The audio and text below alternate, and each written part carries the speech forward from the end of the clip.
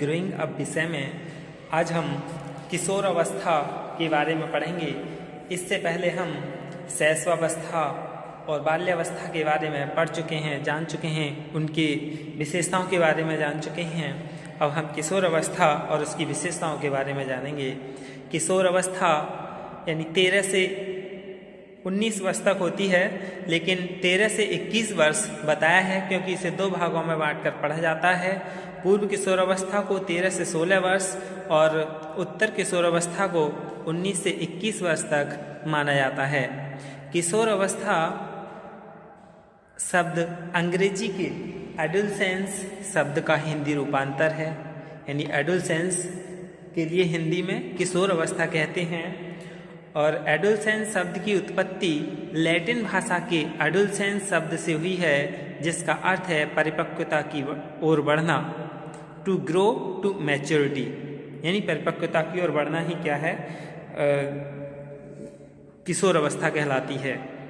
किशोर अवस्था यौनिक परिपक्वता यानी सेक्सुअल मैच्योरिटी से प्रारंभ होती है और वैधानिक परिपक्वता यानी लीगल मैच्योरिटी पर समाप्त हो जाती है।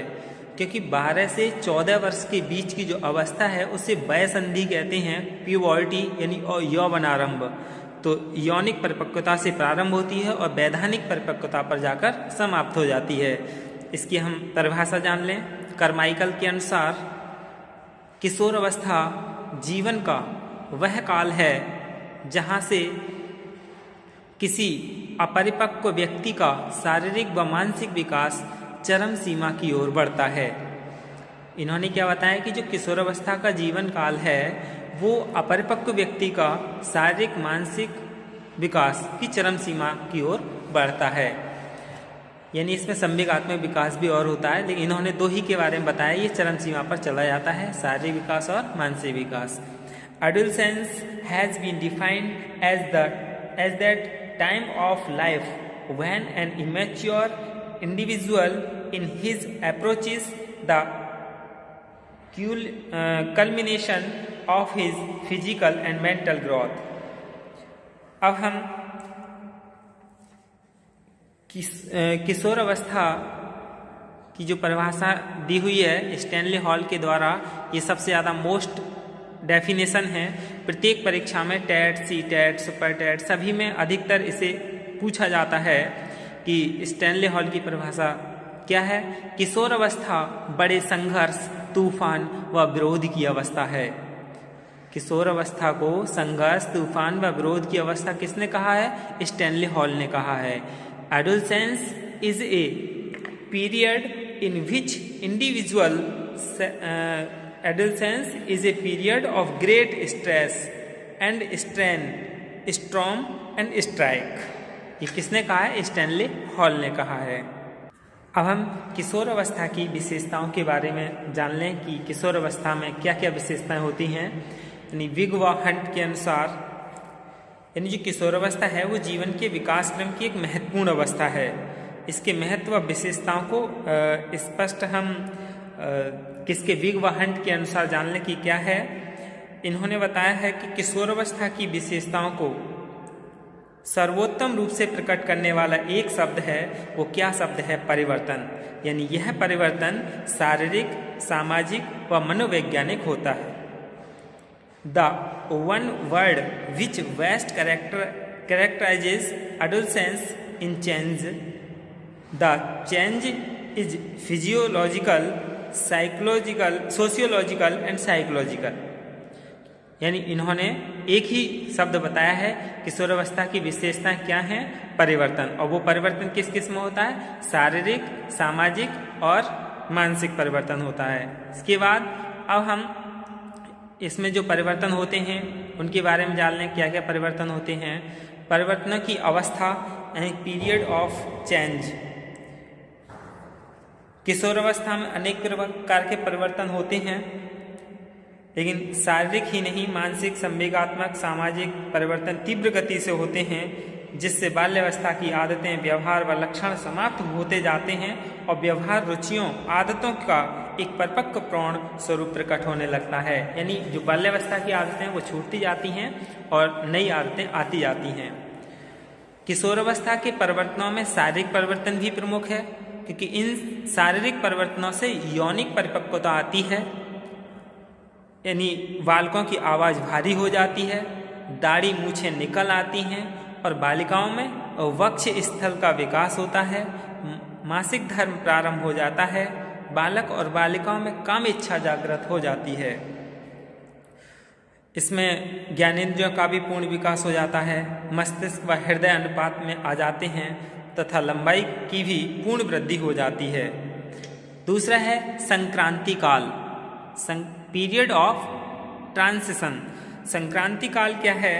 इसमें जो किशोरावस्था बाल्यावस्था की हैबिट्स हैं वो प्रौढ़ावस्था से जोड़ने वाली अवस्था है, यानी वो बाल्यावस्था किशोरावस्था की आदतें जब प्रौढ़ावस्था में चली जाती हैं, यानी इस अवस्था में वो समझ नहीं पाता है कि मैं कौन सी क्या कर रहा हूँ, यानी वो पूरी तरह से ऐसी स्थिति में जब वह बालकों जैसा व्यवहार करता है तो उससे परिपक्व व्यवहार की आशा की जाती है, और जब वह वयस्कों की तरह व्यवहार करने का प्रयास करता है तो उससे कहा जाता है कि अपनी सीमाओं में रहकर कार्य करें। उसे स्वयं अपनी स्थिति स्पष्ट नहीं होती है किशोरावस्था में कि वो क्या करे, अपने बाल्यावस्था वाली आदत रखे या प्रौढ़ वाली। फिर है निश्चित विकास प्रतिमान, यानी डेफिनिट पैटर्न ऑफ डेवलपमेंट। किशोर जो है वो समूह में अपेक्षित व्यवहारों को करने लगता है, असुरक्षा की भावना से घिरा रहता है, काम शक्ति तीव्र हो जाती है, शारीरिक परिवर्तनों में वृद्धि अपनी चरम सीमा पर पहुंच जाता है और स्थिरता व समायोजन का अभाव होने लगता है। फिर इसमें शैशवावस्था की पुनरावृत्ति होने लगती है, यानी जो शैशवावस्था की हैबिट्स हैं वो किशोरावस्था में जागृत हो जाती हैं। कि शैशवावस्था में कामुकता माँ के प्रति होती है, जबकि किशोरावस्था में यह विपरीत लिंग के प्रति दिखाई देती है। इसलिए कहा जाता है कि किशोरावस्था शैशवावस्था की पुनरावृत्ति है। फिर इसके बाद है आदर्शवाद व वीर पूजा की अवस्था, यानी आइडियलिज्म और एज ऑफ हीरोशिप। वीर पूजा की भावना का विकास भी इसी अवस्था में होता है। किशोरावस्था विकसित सामाजिकता की अवस्था होने के कारण किशोर बालक समाज के अनेक व्यक्तियों के संपर्क में आता है और वह किसी प्रभावशाली व्यक्ति के लिए अपना आदर्श मानकर अपने जीवन की दिशा निर्धारित करता है। किशोर के ये आदर्श कौन से होते हैं? उसके माता पिता हो सकते हैं, शिक्षक, मित्र, नेता या नाटकीय पात्र कोई भी हो सकता है। फिर है समूहों का महत्व, यानी इम्पोर्टेंस ऑफ ग्रुप। जिन समूहों में किशोर का संबंध होता है उनसे उसके लगभग सभी कार्य प्रभावित होते हैं। समूह उसकी भाषा, नैतिक मूल्यों, वस्त्र पहनने की आदतों और भोजन करने के तरीकों को प्रभावित करता है, क्योंकि जो बालक जिस समूह में रहता है वो वैसी ही वेशभूषा पहनता है और वैसा ही रहने की कोशिश करता है। वह परिवार से अधिक मित्रों पर समूह के बीच रहना पसंद करता है। फिर है विकसित समाज की अवस्था, period of development, developed social relationship. इस अवस्था में मित्रता कई स्तरों पर होती है। कुछ मित्र इसलिए बनाए जाते हैं क्योंकि उन्हें किशोर विश्वास पात्र समझता है, कुछ को विशिष्ट कार्यों हेतु उपयोगी समझने के कारण मित्र बनाता है, जबकि कुछ से साधारण परिचय ही रखता है। कहने का मतलब यह हुआ कि मित्रता का दायरा अधिक होता है किशोर अवस्था में। और जो समलिंगी ही नहीं विषमलिंगी भी किशोरों के मित्र होते हैं, किंतु किशोर विषमलिंगी साथियों के साथ सभ्य आचरण का प्रदर्शन करके अपनी नैतिकता और परिपक्व सामाजिकता का परिचय देता है। फिर है रुचियों में परिवर्तन व स्थिरता, यानी उनके रुचियों में भी परिवर्तन आने लगता है और स्थिरता भी आने लगती है। किशोर बालक बालिकाओं की रुचियों में समानता भी होती है और भिन्नता भी। बालक और बालिकाओं में रुचियाँ कैसी? पत्र पत्रिकाएं, नाटक, कहानियाँ, उपन्यास पढ़ना, सिनेमा देखना, रेडियो सुनना, शरीर को अलंकृत करना, विषमलिंगी से प्रेम करना। और बालकों में क्या होगा? खेल कूद और व्यायाम में विशेष रुचि होती है। इसके अलावा जो बालिकाएं हैं उनमें कढ़ाई बुनाई, नृत्य, संगीत, इनके प्रति आकर्षण होता है। स्वतंत्रता व विद्रोह की भावना, यानी फ्रीडम एंड रिवॉल्ट फीलिंग। किशोर प्रौढ़ को अपने मार्ग में बाधा समझता है जो उसे अपनी स्वतंत्रता का लक्ष्य प्राप्त करने से रोकता है। देखा भी होगा कुछ किशोर जिसमें उसकी रुचि हो, यदि घर वाले उसे रोकें तो घर वालों को रास्ते से हटाने की कोशिश करता है, यानी जहाँ तक कि वह उनका मर्डर तक भी कर देता है इस अवस्था में। आत्मनिर्भरता की अवस्था, आत्मनिर्भरता की अवस्था यानी पीरियड ऑफ सेल्फ डेवलपमेंट, यानी किशोर बालक शारीरिक और मानसिक रूप से इतना मैच्योर हो जाता है कि वह भावना विकसित हो जाती है और वह अपना कार्य स्वयं करने लगता है। व्यवसाय चुनने की अवस्था, यानी इसी अवस्था में व्यवसाय चुनता है। अपराध प्रवृत्ति का विकास यानी डेवलपमेंट और डेलिंक्वेंसी, किशोरों में संवेगात्मक अस्थिरता पाई जाती है। निराशा, असफलता, प्रेम का अभाव, बेरोजगारी, माता पिता का नियंत्रण, इन सभी महत्वाकांक्षाओं की पूर्ति न हो पाना ऐसे कारण हैं जिनसे किशोर विचलित हो जाता है और अपराधों की ओर प्रेरित हो जाता है। किशोर अवस्था अपराध प्रवृत्ति के विकास का नाजुक समय है, इसीलिए शिक्षकों को इनसे सही रास्ता देनी चाहिए इनके लिए। स्थिति व महत्व की अभिलाषा, यानी किशोर महत्वपूर्ण बनना, अपने समूह में स्थिति प्राप्त करना, श्रेष्ठ व्यक्ति के रूप में स्वीकार किया जाना चाहता है। प्रौढ़ जीवन की तैयारी की अवस्था और ईश्वर व धर्म में विश्वास, जीवन दर्शन का निर्माण, यौन भावना की जागृति, ये सब क्या है इसी अवस्था में होते हैं। यानी किशोर अवस्था का महत्वपूर्ण विकास लैंगिक विकास और लैंगिक परिपक्वता है, इसीलिए इस काल को यौन भावना का जागृति काल कहा जाता है। प्रजनन अंगों में पर्याप्त वृद्धि होने से उनमें परिपक्वता व प्रजनन शक्ति आ जाती है। इस अवस्था में यौन विकास की 3 अवस्थाएं भी हैं, स्वप्रेम और समलिंगी कामुकता और विषमलिंगी कामुकता।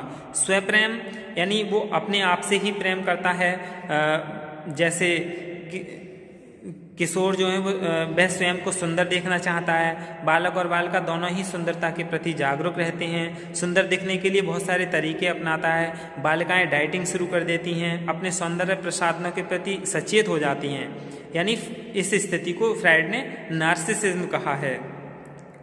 और दूसरा है समलिंगी कामुकता। इस अवस्था में समलिंगी प्रेम बढ़ जाता है। बालक बालकों के साथ, बालिकाएं बालिकाओं के साथ रहना, घूमना, बातचीत करना पसंद करते हैं। विषमलिंगी कामुकता यानी यह उत्तर किशोर अवस्था में विकसित होती है। बालक तथा बालिकाएं विपरीत लिंग की ओर आकर्षित होते हैं, अधिक समय एक दूसरे के साथ बिताना चाहते हैं, परिवार व समाज का विरोध करने पर छिप छिप कर मिलते हैं, एक दूसरे का शारीरिक स्पर्श करने पर आनंद की अनुभूति करते हैं और अति कामुकता होने पर विवाह पूर्व ही शारीरिक संबंध बना लेते हैं। यानी यही क्या है किशोर अवस्था की विशेषताएं हैं। धन्यवाद।